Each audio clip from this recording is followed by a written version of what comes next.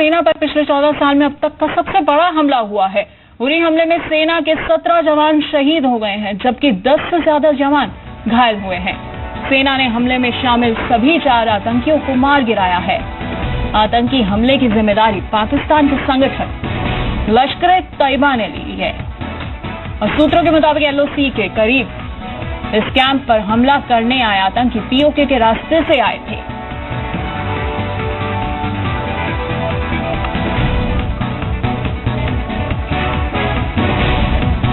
तो पीएम मोदी ने इस हमले की कड़ी निंदा की है।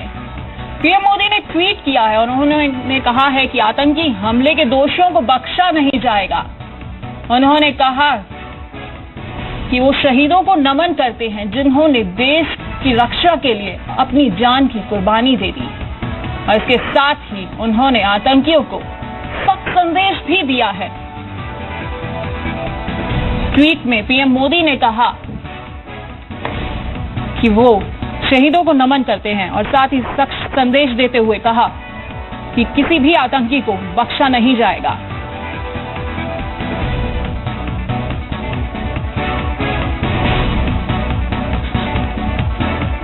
तो पीएम मोदी ने कहा कि आतंकी हमले के दोषियों को बख्शा नहीं जाएगा।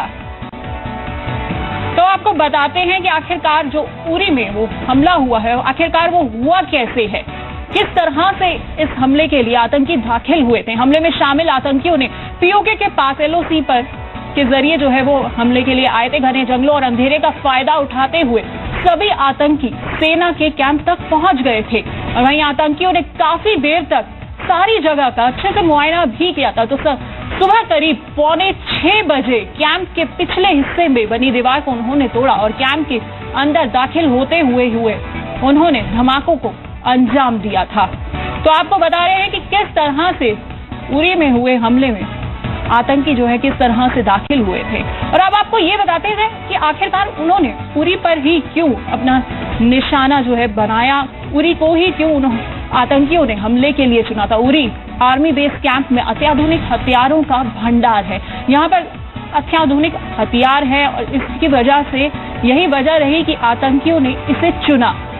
फौज की तैनाती, हथियारों की सप्लाई का जिम्मा इसी कैंप के पास है, जिसकी वजह से आतंकियों ने इसे अपना निशाना बनाया। एलओसी के पास सेना का सबसे अहम कैंप जो है वो उरी में ही है। तो यही वजह है कि आतंकियों ने इसे अपना निशाना बनाया। और इस साल आखिरकार कहां पर जम्मू कश्मीर में बड़े हमले हुए वो भी आपको बताते हैं। कुछ दिन पहले ही पुंछ में करीब हमला हुआ था। मिनी सचिवालय में छिपे आतंकियों के खिलाफ मुठभेड़ के दौरान एक पुलिस कांस्टेबल भी इस हमले में शहीद हो गए थे।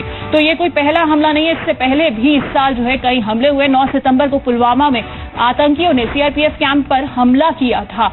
तो आतंकी जो है वो लगातार जो है हमले किए जा रहे हैं। और 19 अगस्त को भी कुपवाड़ा में बीएसएफ की चौकी पे 3 जवान जो है वो घायल हो गए थे एक हमले में। और वहीं 17 अगस्त को श्रीनगर बारामूला हाईवे पर सेना के काफिले पर भी एक हमला हुआ था। 15 अगस्त श्रीनगर के नौहटा चौक पर हुए आतंकी हमले में सीआरपीएफ कमांडेंट प्रमोद कुमार शहीद भी हो गए थे। तो ये पहला मौका नहीं है जब हमला हुआ हो, लगातार हमले होते जा रहे हैं और भारत जो है वो चुपचाप अब तक देखता जा रहा है। तो अब सवाल आखिरकार यही उठ रहा है कि आखिरकार भारत की ये चुप्पी कब तक रहेगी। और इस बारे में ज्यादा बातचीत करने के लिए हमारे साथ जुड़ रहे हैं defence expert BD Mishra. Sir, सबसे पहले यही जानना चाहेंगे कि लगातार इतने हमले होते जा रहे हैं लेकिन भारत जो है वो चुप है। अब वक्त नहीं आ गया कि एक सख्त कदम उठा लिया जाए? देखिए, आज जो प्राइम मिनिस्टर का मैसेज आया है, मैं समझता हूं कि यह बहुत ही एक कारगर मैसेज है। और अगर वो ये कहते हैं कि इस आतंकवादी हमले में जो लोग इसके लिए जिम्मेवार हैं उनको बख्शा नहीं जाएगा, तो मैं ये समझता हूं कि भारत बहुत सीरियस है। और इसके बारे में मैं ये भी समझता हूं कि जरूर हमारी सेना कोई न कोई कदम उठाएगी। लेकिन ये बात जरूर है कि पाकिस्तान कभी भी ऐसा कोई मौका नहीं छोड़ रही है। और कश्मीर में जो वहां के सेपरेटिस्ट लीडर हैं, जो वहां पर पाकिस्तान के समर्थक हैं, वो भी कोई मौका ऐसा नहीं छोड़ रहे हैं जबकि वो पाकिस्तान से मिलकर भारत की सेनाओं को, भारत के लोगों को, भारत के सुरक्षा कर्मियों को नुकसान पहुंचाएं और नुकसान न पहुंचाएं। मैं कहना यह चाहता हूं कि सबसे बड़ा प्रॉब्लम तो इन सेपरेटिस्ट लीडर्स का है जो कि पाकिस्तान के आतंकवादियों को गाइड कर रहे हैं, सपोर्ट कर रहे हैं, उनको लीड कर रहे हैं, उनको इंफॉर्मेशन दे रहे हैं और उनके साथ मिलके हमको नुकसान पहुंचा रहे हैं।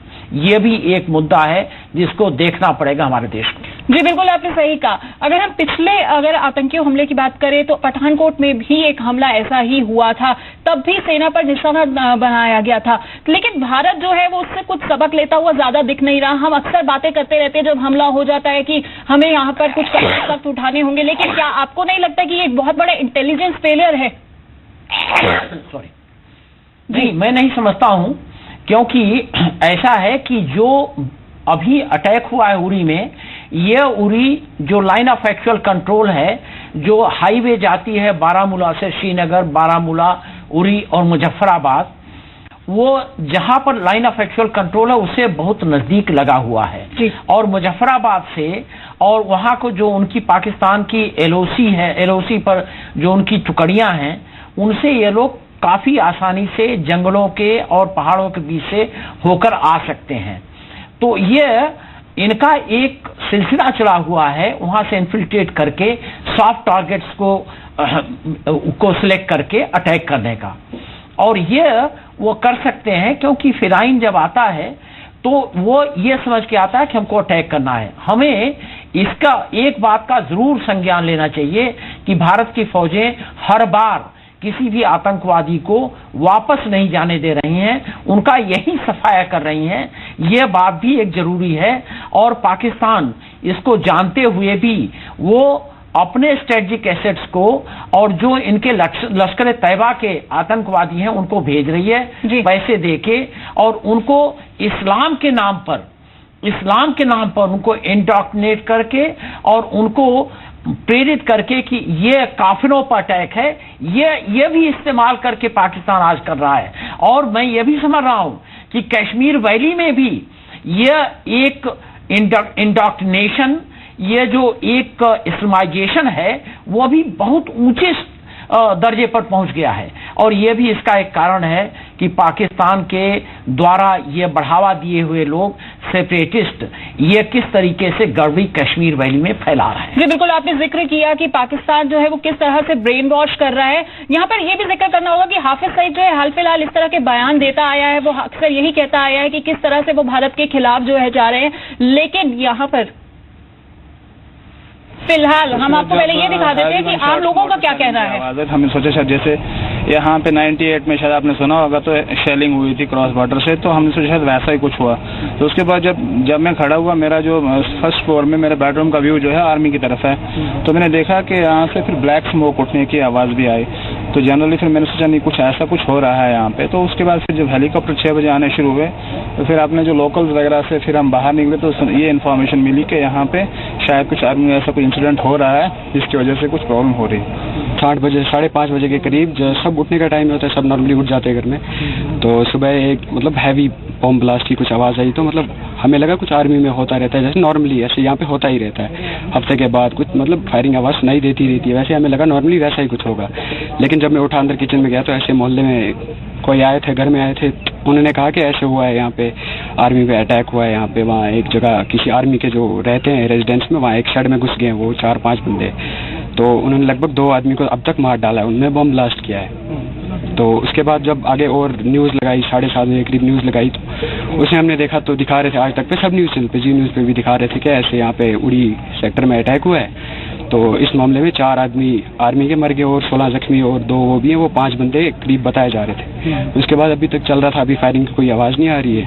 तो होगा नॉर्मली इसी बॉर्डर साइड से आ रहे होंगे, यहाँ पे नज़दीक पड़ता बहुत बॉर्डर, लगभग यहाँ से अगर शॉर्टेस्ट डिस्टेंस देखी जाए तो 3-4 किलोमीटर है।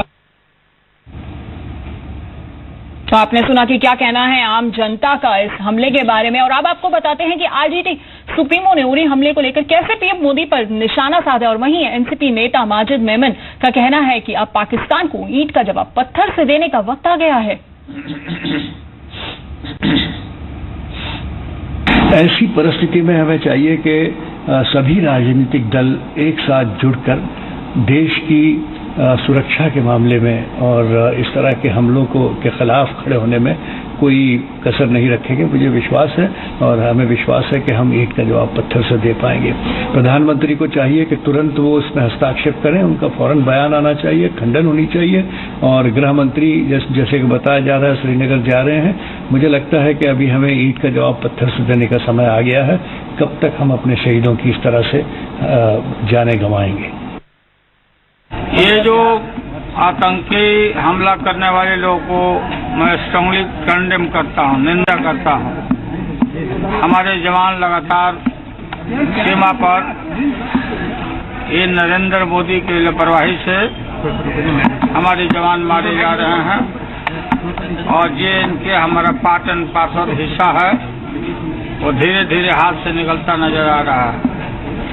पूरी कड़ाई के साथ निपटना पड़ेगा और देश को उनको जवाब देना पड़ेगा। तो लालू प्रसाद यादव जो हैं वो पीएम मोदी को ही निशाने में ले रहे हैं, वो उनको ही पर ही निशाना घेर रहे हैं। और इसके अलावा हम आपको ये भी बताते हैं कि उरी आतंकी हमले पर पूर्व विदेश मंत्री सलमान खुर्शीद का क्या कहना है इस पूरे मसले पर। उन्होंने कहा कि सबको एक सुर में ही बोलना चाहिए। खुर्शीद ने यह भी कहा कि वो आतंकी हमले के खिलाफ सरकार के साथ है। क्या सरकार की विदेश नीति फेल हो गई है? देखिए, जब भी देश पर कोई संकट आता है तो उस समय हम पक्षपात की बात नहीं करते, हम सरकार से विवाद नहीं खड़ा करते। और इसलिए ऐसी घटना घटने पर हम लोग सब चाहेंगे कि पूरा देश एक भाषा में, एक ध्वनि में और एक ही बात को कहे, एक ही जगह खड़ा रहे। परंतु इतना कहना पड़ेगा कि बार बार संकेत इस बात के हो रहे हैं कि हम अपनी सुरक्षा करने में क्या अक्षम हैं, क्या हम कहीं पर चूक रहे हैं। और मैं ये समझता हूं कि सरकार को इस पर ध्यान देना चाहिए, इस पर गौर करना चाहिए।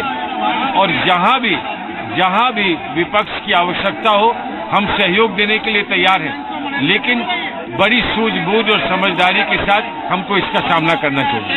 सूझबूझ और समझदारी के साथ इसका सामना करना चाहिए कहना है सलमान खुर्शीद का। और क्योंकि माहौल ऐसा है कि जिसमें देश के साथ खड़ा होना जरूरी है, लेकिन सरकार को एक तरह से कहा जाए नसीहत भी दी जा रही है। रवि त्रिपाठी, जी मीडिया, दिल्ली।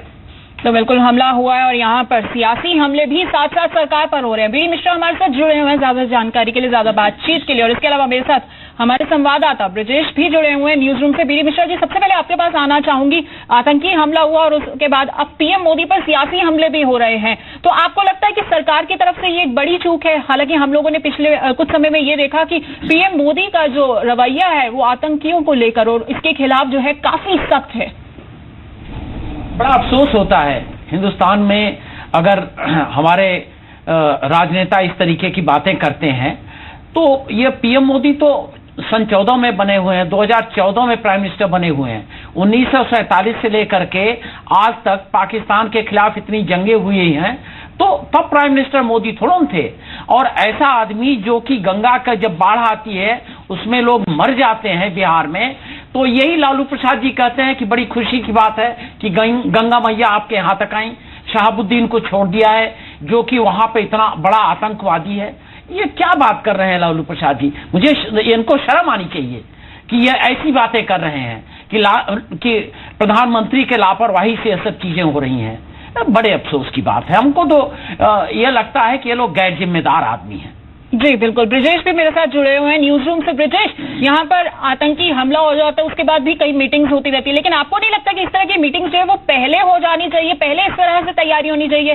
क्योंकि इंटेलिजेंस फेलियर और इस वक्त फिलहाल आपको ले चलते हैं, बीजेपी नेता रविंद्र रैना कुछ कह रहे हैं इस हमले के बारे में। एयर स्ट्राइक करनी पड़ेगी पीओके के अंदर और सारे आतंकवादियों के ठिकाने नष्ट करने पड़ेंगे।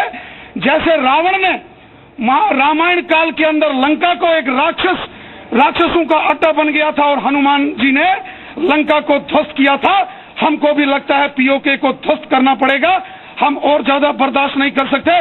हमारे वीर सैनिकों का लहू व्यर्थ में नहीं जाएगा, हमारे जवानों की कुर्बानियां व्यर्थ में नहीं जाने देंगे और पाकिस्तान को हम मुंह तोड़ जवाब देंगे। पाकिस्तान को हम बख्शने वाले नहीं हैं। कि भारत सरकार ने, देश के रक्षा मंत्रालय ने, देश के गृह मंत्रालय ने, भारत सरकार के माननीय प्रधानमंत्री जी ने इस सारे मसले को बड़ा सीरियसली लिया है और पाकिस्तान को इस दुस्साहस का पाकिस्तान को जवाब जरूर दिया जाएगा और कड़ा संदेश पाकिस्तान को मिलेगा, पाकिस्तान को मुंह तोड़ जवाब मिलेगा। बिल्कुल, पाकिस्तान को मुंह तोड़ जवाब देना होगा। हर तरफ से, देश के हर कोने से अब यही आवाज आ रही है। लेकिन ब्रिजेश, सवाल यही उठता है कि आखिरकार जब हमला हो जाता है उसके बाद हम ये तमाम आवाजें उठाते हैं कि पाकिस्तान को जवाब देना होगा, आतंकवाद को जवाब देना होगा। हम पहले से ही तैयारी क्यों नहीं करके रखते हैं कि इस तरह के हमले ही ना हो, हमारी सेना से इस तरह से कोई भी जवान जो है वो शहीद ही ना हो? बिल्कुल पल्लवी, कहीं ना कहीं ये फेलियर जरूर है, लेकिन पठानकोट हमले के बाद चौकसी बढ़ाई गई है, इसमें दो राय नहीं है। इससे पहले बहुत सारे इस तरह की कोशिशें हुई है आतंकवादियों की तरफ से घुसपैठ की, उसे विफल भी किया गया है। तो ये नहीं कह सकते हैं कि तैयारी पुख्ता नहीं है, तैयारी है, यहां पर चूक जरूर हुई है और ऐसी आशंका भी थी और इंटेलिजेंस इनपुट थे। अभी बीएसएफ से इस तरह का बयान भी आया है कि 150 से 200 आतंकवादी और घुसपैठ के लिए तैयार बैठे हुए पीओके से, और ये घुसपैठ जो है वो भी पीओके की तरफ से हुई है। तो कहीं ना कहीं इंटेलिजेंस फेलियर जरूर कहा जाएगा। और एक खास बात और भी है कि अब आतंकवादी अपना निशाना आर्मी कैंप्स को बना रहे हैं। साफ साफ है कि वो सीधे सीधे सरकार को चुनौती देना चाह रहे हैं, वो सिविलियंस के बीच में अटैक नहीं कर रहे हैं, ये भी एक खास बात है। और यहां की अगर बात की जाए, उरी में जिस तरह से उन्होंने हमला किया है तो उसकी पूरी रेकी की गई है और ये कह सकते हैं कि कहीं ना कहीं उनको लोकल सपोर्ट भी मिला है, जिसकी वजह से इतना बड़ा हमला करने में वो कामयाब हुए हैं। अब एक बार फिर हाई लेवल मीटिंग का दौर जारी है। रक्षा मंत्री जम्मू कश्मीर पहुंच रहे हैं, इसके अलावा सेना अध्यक्ष भी जम्मू कश्मीर पहुंच रहे हैं और इसके बाद प्रधानमंत्री ने भी साफ कर दिया है कि जो भी हमलावर हैं उन्हें बख्शा नहीं जाएगा, उन्हें सजा जरूर मिलेगी। तो जो टफ स्टैंड है प्रधानमंत्री का वो एक बार फिर से साफ हुआ है। जी बिल्कुल, बीडी मिश्रा भी हमारे साथ जुड़े हुए हैं। जैसा कि अभी सुना कि बीजेपी नेता जो है वो ये कह रहे हैं कि एयर स्ट्राइक कर दी जाए पीओके में। कहना जितना आसान है, क्या करना भी उतना आसान होगा ये कदम? ऐसा है कि जिस तरीके से पाकिस्तान बॉर्डर पर लाइन ऑफ एक्चुअल कंट्रोल पर हमले कर रहा है, हॉट परसूट तो जरूर होना चाहिए और हॉट परसूट का एक इंटरनेशनल भी एक रिकग्निशन है। और मैं समझता हूं कि टाइम आ गया है कि हॉट परसूट इंडिया को करना पड़ेगा और जो बॉर्डर पर पाकिस्तान पीओके में जो बॉर्डर पर पाकिस्तान के टेररिस्ट कैंप हैं, जरूर कार्रवाई करनी पड़ेगी उनके खिलाफ, क्योंकि ये मामला बहुत ही आगे बढ़ गया है। लेकिन इसके पहले जो सेपरेटिस्ट लीडर हैं आज के वैली में, जिनको प्रोटेक्शन मिला हुआ है, जेट पर सिक्योरिटी मिली हुई है और जिनके लड़के बच्चे पूरे परिवार भारत के पैसे पर बड़ा मजा कर रहे हैं, उनके खिलाफ भी कार्रवाई करना बहुत आवश्यक है। और जो जैसे ऑल पार्टी डेलीगेशन जाता है पार्लियामेंट का, उनके घर में जाके वो लोग दरवाजा खटखटाते हैं और वहां से वापस आते हैं, ये पॉलिसी मेरे ख्याल से। जी मिश्रा जी, आपको फिलहाल इस वक्त रोकना चाहोगे? हमारे साथ जुड़ रहे हैं बीजेपी लीडर प्रेम शुक्ला। प्रेम शुक्ला जी, सबसे पहला सवाल यही है कि इतना बड़ा आतंकी हमला हो गया, अब ऐसा क्या सख्त कदम उठाएंगे कि अगली बार इस तरह का कोई हमला ना, और आतंकियों को एक कड़ी चेतावनी जो है इन कदमों से मिल जाए कि बिल्कुल भारत के खिलाफ ऐसा कुछ भी नहीं करना है उन्हें? सबसे पहले मैं उन 17 वीर जवानों को जो है विनम्र अभिवादन अर्पित करूंगा, जिन्होंने जो है मातृभूमि की रक्षा में अपने प्राणों का उत्सर्ग किया। अगली बार से किसी और को इस तरह से प्राणों का उत्सर्ग न करना पड़े, इसलिए जो आतंकवादी संगठन है उनको उनके मूल पर, उनके जड़ पर प्रहार करने का पुख्ता प्रबंध जो है निश्चित तौर पर राष्ट्रीय जनतांत्रिक गठबंधन सरकार आदरणीय नरेंद्र मोदी जी के नेतृत्व में करेगी। जी प्रेम शुक्ला जी, हर इंटरनेशनल मंच पर पीएम मोदी जो है अब यही मुद्दा उठाते हैं कि किस तरह से आतंकियों को, आतंकवादियों के ये जितने भी हमले होते हैं उनको रोका जाए। पाकिस्तान के ऊपर भी उन्होंने निशाना बोला है, लेकिन एक सख्त कदम यहाँ पर उठाने की जरूरत है। कब वो आखिरकार कदम उठाया जाएगा? अब तत्काल उठाया जाएगा, क्योंकि पाकिस्तान की आतंकवाद के मुद्दे पर राजनयिक घेराबंदी का चक्र पूरा हो चुका है। पाकिस्तान अब आतंकवाद को समर्थन और पोषण देने का आखिरी प्रयास कर रहा है, क्योंकि जिस तरह से बलूचिस्तान पर वो घिर रहा है, जिस तरह से जो है आतंकवाद के मुद्दे पर घिर रहा है, उसके बाद वो जो है एक रिएक्शनरी कदम उसने फिदायीन हमले के रूप में दिखाया है। अब उसकी जड़ पर प्रहार करने का वक्त आ गया है और जिस तरह से जो है इस बात का संज्ञान आदरणीय नरेंद्र मोदी जी की सरकार ने लिया है, निश्चित तौर पर कठोर कार्रवाई होगी और आतंकवादियों को ईंट का जवाब पत्थर से मिलेगा। जी बिल्कुल। तो आतंकी हमले के बाद यहाँ पर आपको बताना चाहेंगे सियासी हमले भी होने शुरू हो गए हैं। यहाँ पर बीजेपी की सरकार को जो है अब वो आरजेडी भी घेर रही है, कांग्रेस भी घेर रही है और सरासर जो निशाना है वो पूरा का पूरा पीएम मोदी पर आ रहा है। उनका कहना है कि कहीं ना कहीं सरकार का ये फेलियर है। तो आपका क्या कहना है इस बारे में? देखिए, उनका लोकतांत्रिक अधिकार है सरकार की निंदा करना, लेकिन सरकार का कर्तव्य है आतंकवाद को निष्ठुरता से, आतंकवाद से निपटा जाएगा। ये अगर पहले से निपटा गया होता इससे पहले की सरकारों में तो शायद आज ये दिन नहीं देखने पड़ते, लेकिन आज ये चर्चा का अवसर नहीं है। लेकिन कहीं ना कहीं आपको ये नहीं लग रहा कि थोड़ा सा एक सरकार की ओर से भी ये फेलियर रहा है? क्योंकि हाफिज सईद की भी अगर बात करें, पिछले कुछ समय से वो खुलेआम धमकी देते आ रहे हैं। बलूचिस्तान का जिस तरह से पीएम मोदी ने जिक्र किया था, तब भी आशंका जताई जा रही थी कि हमले जो है इस तरह के आतंकी हमले बढ़ सकते हैं, लेकिन कहीं ना कहीं एक इंटेलिजेंस फेलियर रहा। देखिए, विफलता और सफलता की दृष्टि देखने की बजाय हमारे 17 जवान शहीद हुए हैं, ये निश्चित तौर पर हमारे लिए शोक की घड़ी है। पर बिल्कुल यहाँ पे विफलता देखनी होगी क्योंकि 17 जवान शहीद हुए और अब तक की अगर बात की जाए तो 14 साल में सबसे बड़ा आतंकी हमला है ये। कि जब किसी हमारा एक भी जवान मारा जाता है तो हमारी विफलता है। 17 जवान हमारे मारे गए हैं, ये विफलता ना होने पाए, बल्कि जो है आतंकवाद को जो है कुचलने में हमें सफलता मिले, इस दिशा में कार्य होगा। अब एक आपसे ये जानना चाहेंगे कि ऐसा क्या कदम आप उठाएंगे कि अब इस तरह का कोई भी हमला ना हो? देखिए, इस बारे में जो है हमारे जो प्रतिरक्षा मंत्री हैं, हमारे गृह मंत्री हैं, हमारे NSA, सारे जो हमारे एजेंसी के अधिकारियों की आज बैठक हुई है। चूंकि योजना तत्काल जो है घोषित किया जाना टेलीविजन पर ठीक नहीं, लेकिन ये जब समझ कर चले कि निष्ठुरता से कार्रवाई करने का समय आया है। पल्लवी, जो अभी VD मिश्रा जी कह रहे थे कि हॉट परस्यूट होना चाहिए, प्रेम शुक्ला जी क्या उससे एग्री करते हैं कि हाँ अब समय आ गया है कि हॉट परस्यूट किया जाए?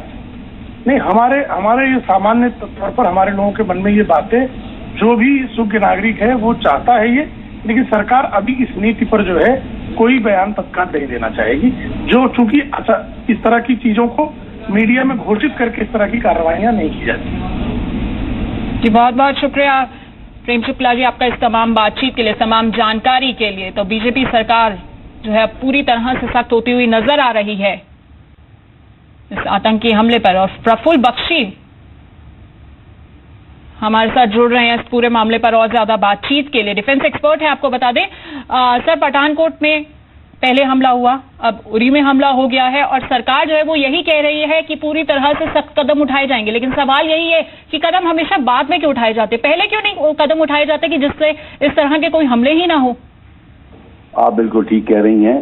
आप जो कह रही हैं कि हमें प्रोएक्टिव करना पड़ेगा, बेसिकली हमें रिएक्टिव का मतलब कोई हम पर हमला करता है, कोई हमको चोट पहुंचाता है और उसके बाद हम रिएक्ट करते हैं।